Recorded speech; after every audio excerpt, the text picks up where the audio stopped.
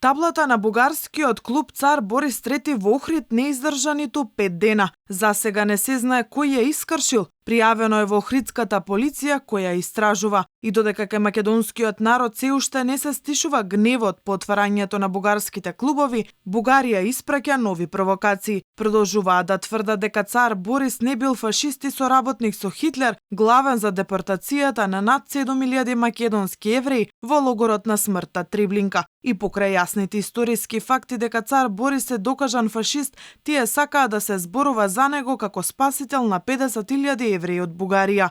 Македонија била таа која што зборувала нелогичности за Цар Борис, а властите во Софија воопшто не се спротиставиле.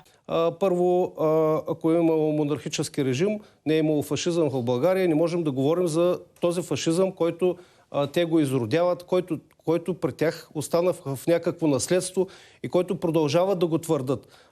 Цар Борис III не е бил фашист. И че цар Борис бил фашист. Той е всичко друго, но не е фашист. Освен тоа што бараат да бидат внесени во уставот, непречено си отвораат бугарски клубови во Македонија, пак се незадоволни од условите кои ги добивале бугарите кои живеат тука.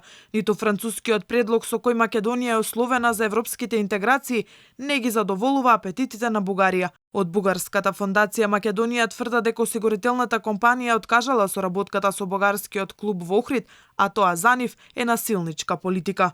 Изключително тежък проблем. Например, застрахователя, който застрахова човека, който откри клуба Цар Борис III в Охрид, Така.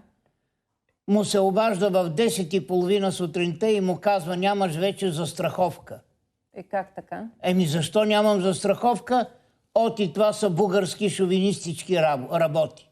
И край. И во Македонија не стивнува бесот за отворањето на бугарските клубови. Последно пред Уставниот суд адвокатот Тони Менкиновски поднесе иницијатива кој ќе треба да оцени дали програмата за работа и статутот на Сдруженијето Цар Борис III од Охрид се во согласност со уставниот поредок на земјата. Неспорно може да се утврди дека програмата и статутот на Сдруженијето се насочени кон насилно уривање на уставниот поредок на Македонија и разгорување на национална и верска нетрпеливост. И праксата на Европскиот суд за човекови права покажува многубројни случаи во кои негирањето на фашизмот и холокаустот поттикнуваат омраза и нетолеранција.